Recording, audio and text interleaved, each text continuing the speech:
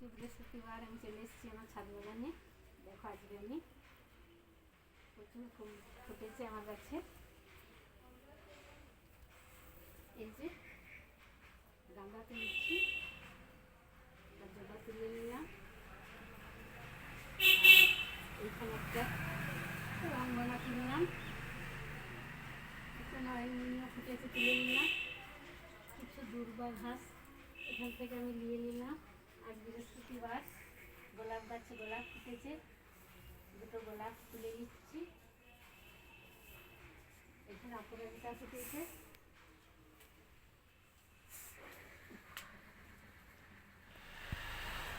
দুটো দুপাটি নিয়েছি।